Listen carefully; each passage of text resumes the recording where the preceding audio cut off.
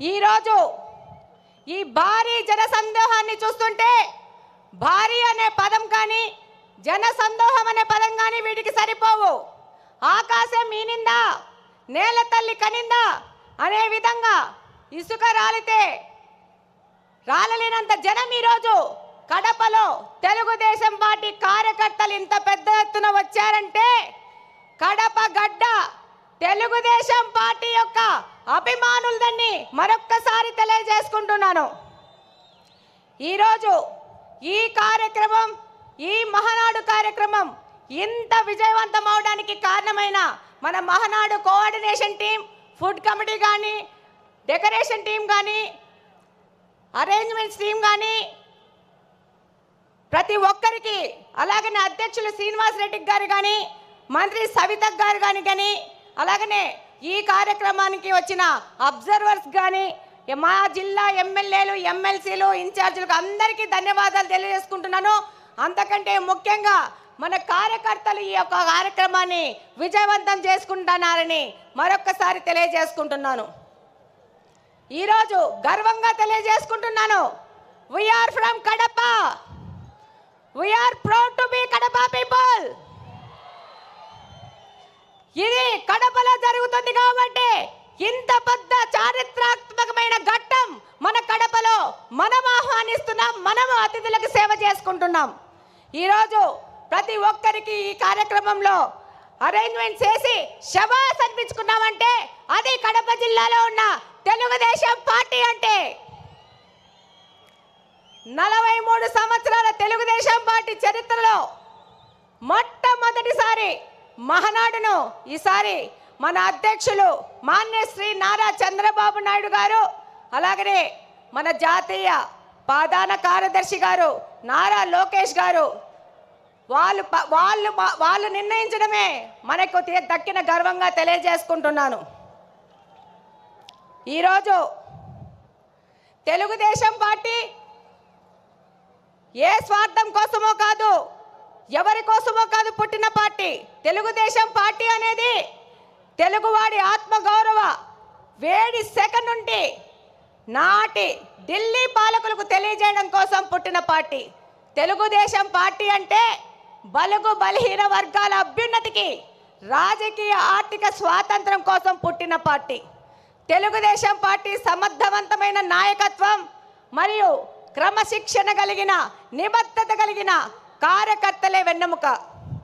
ఏ రంగంలో కానీ తక్కువ కానీ తెలుగువాడి ఆత్మ గౌరవ ప్రతీక మన తెలుగుదేశం పార్టీ.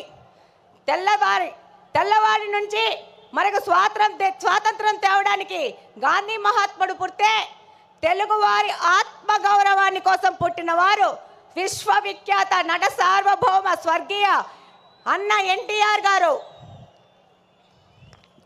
రాష్ట్రంలో మొట్టమొదటిసారి వృద్ధాప్య వికలాంగుల పెన్షన్లు ఇచ్చిన, వితంతు పింఛన్లు ఇచ్చిన దీన బాంధవుడు మన అన్న ఎన్టీఆర్ గారు అయితే అదే పింఛన్లు ఈరోజు 4,000 నుంచి 15,000 వరకు పెంచిన ఘనత మన ముఖ్యమంత్రి శ్రీ నారా చంద్రబాబు నాయుడు గారిది. ఈ దేశంలో ఆడపిల్లలకి ఆస్తిలో హక్కు కల్పిస్తే ఎన్టీఆర్ గారు మహిళా సాధికారత మరియు వారి ఆర్థిక స్వాతంత్రానికై కృషి చేస్తున్నారు మన నాయకులు శ్రీ నారా చంద్రబాబు నాయుడు గారు. రాయలసీమ ప్రయోజనాల కోసం అన్న ఎన్టీఆర్ గారు తెలుగు గంగ ప్రాజెక్ట్ నిర్మిస్తే మన నారా చంద్రబాబు నాయుడు గారు SRBC, HNS, GNSS, KC canal modernisation చేసి వాటి సాగునీటి, తాగునీటి ప్రాజెక్టులను ప్రారంభించి లక్షలాది మంది రాయలసీమ ప్రజల దాహార్తిని తీరుస్తున్నారు. మన ప్రియతమ నాయకుడు నారా చంద్రబాబు నాయుడు గారు ఎన్టీఆర్ ఆశయాలను, ఆదర్శాలను, సిద్ధాంతాలను ముందుకు తీసుకెళ్తూనే పరిపాలనలో, సంక్షేమంలో కానీ, అభివృద్ధిలో కానీ ఆయన తీసుకొచ్చినన్న సంస్కరణలు ఈ దేశంలో మరెవ్వరూ తీసుకురాలేదనడానికి సందేహమే లేదు. చంద్రబాబు నాయుడు గారంటే క్రమశిక్షణ, పట్టుదల, అంకుటిత దీక్ష, నేర్పు, ఓర్పు కలిగిన నాయకుడిగా ప్రపంచ దేశాలు అవసరాలను, సంక్షోభాలను అవకాశాలుగా మార్చి విజనరీ లీడర్గా ప్రపంచమంతా ఈరోజు కీర్తిస్తుంది. అందుకే రాష్ట్ర అభివృద్ధి అనగానే ఎవరి పేరు గుర్తొస్తుంది? నారా చంద్రబాబు నాయుడు గారి పేరు గుర్తొస్తుంది. మనకి నదులు, వాటిపైన కట్టలు, ఆనకట్టలు కనబడితే మన నాయకుడికి నదుల అనుసంధానం గుర్తుకొస్తుంది. దాని కార్యరూపమే పట్టిసీమ ఎత్తిపోతల పథకం. పోలవరాన్ని పూర్తి చేసి కృష్ణా జలాలను బనకచెల్ల రిజర్వాయర్ వరకు తీసుకొస్తే రాయలసీమ అభివృద్ధిని ఆపే శక్తి ఎవ్వరికీ లేదని ఈ సందర్భంగా తెలియజేసుకుంటున్నాను. ఆయన యొక్క ఆలోచనల ప్రతిరూపమే ఈరోజు ఐటీ రెవల్యూషన్స్ను సాఫ్ట్వేర్ రంగానికి 194 దేశాలలో మన తెలుగువారు ఈరోజు వెళ్ళి ఆర్థికంగా అభివృద్ధి చెందుతున్నారంటే అది మన నాయకుడు నారా చంద్రబాబు నాయుడు గారి యొక్క ఘనతనే. రాయలసీమ లాంటి కరువు ప్రాంతంలో సాఫ్ట్వేర్ ఐటీ రంగాలను తీసుకొచ్చి ఎంతోమంది రైతుల పిల్లలు ఇంజనీర్లై ప్రపంచ దేశాలకు వెళ్ళి ఇక్కడ ఫ్యాక్షనిజము ముగిసిపోయిందంటే దానికి కారణం మన నారా చంద్రబాబు నాయుడు గారు. ఈరోజు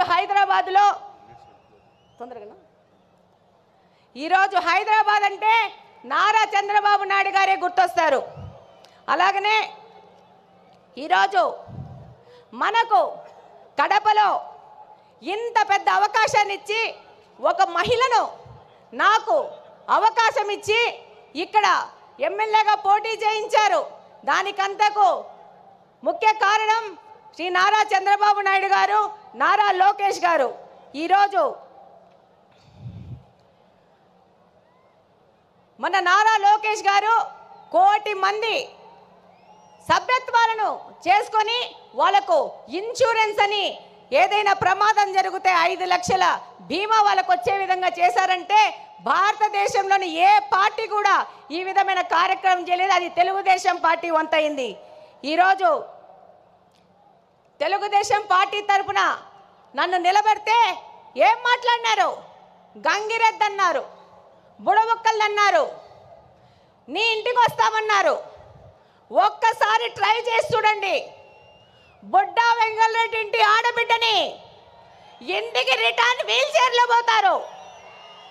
ఈ సందర్భంగా తెలియజేస్తున్నాను, ఎవరే కానీ తెలుగుదేశం కార్యకర్తని టచ్ చేసి చూడండి, అదే వారి చివరి తప్పైపోతుంది.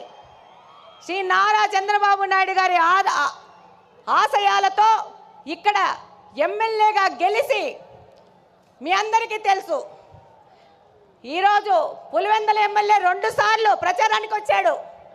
రెండవసారి మా ఎమ్మెల్యేని చూడొద్దండి, నన్ను చూసి ఓట్లేయండి అన్నారు. కానీ మా తెలుగుదేశంలో పార్టీలోని కార్యకర్తలు, నాయకులు, మన ప్రజలు అది తిరస్కరించి తెలుగుదేశం పార్టీకి ఓటేశారంటే మీరందరూ 2 ఎమ్మెల్యేలను ఓడగొచ్చినారు కడప నియోజకవర్గం నుంచి. ఈరోజు మన నాయకుడు చంద్రబాబు నాయుడు గారి ఆశయాల ప్రకారము ఆయన దగ్గరికి కడప నియోజకవర్గ అభివృద్ధి కోసం పలుసార్లు పోతున్నాం. ఆర్థిక పరిస్థితి ఇబ్బంది ఉన్నా కూడా సార్ని ఇబ్బంది పెడుతూ కడప నియోజకవర్గం విషయము ప్రతి ఒక్కసారి తీసుకెళ్తున్నాం. దాని ఫలితంగానే ఈరోజు స్ట్రాంగ్ వాటర్ డ్రైన్స్ 70 కోట్ల రూపాయలకి, ఫుట్ ఓవర్ బ్రిడ్జ్లు 20 కోట్ల రూపాయలకి శాంక్షన్ చేసి మేము మేనిఫెస్టోలో చేసిన వాగ్దానాన్ని, ఒక ఆడపిల్ల చేసిన వాగ్దానాన్ని నిలబెట్టుకునే విధంగా మన నాయకులు మనకు గౌరవం ఇచ్చినారు.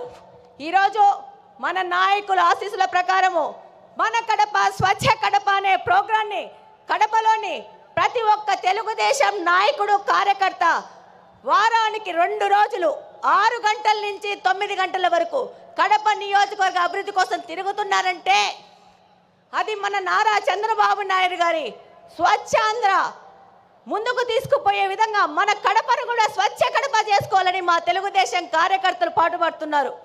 ఈరోజు ఎన్నో దశాబ్దాలుగా కడపలోని బుగ్గంగా ప్రాజెక్టుని నిర్లక్ష్యం చేసి దాన్ని పిచ్చి మొక్కలకు, పందులకు, అపరిశుభ్రానికి నిలవుగా మార్చిన ఈ వ్యక్తులు ఈరోజు తెలుగుదేశం పార్టీ అధికారంలోకి రాగానే ఆ ప్రాంతాన్ని గంజాయి సేవించే వారికి అడ్డగా మారిస్తే దాన్ని కంప్లీట్గా క్లీన్ చేసి రేపు జూన్ 21వ తేదీ జరిగే నేషనల్ యోగా డే బుక్గా ప్రాజెక్టులో మ్యాటర్ వేసుకొని చేస్తామని సందర్భంగా తెలియజేసుకుంటున్నాను.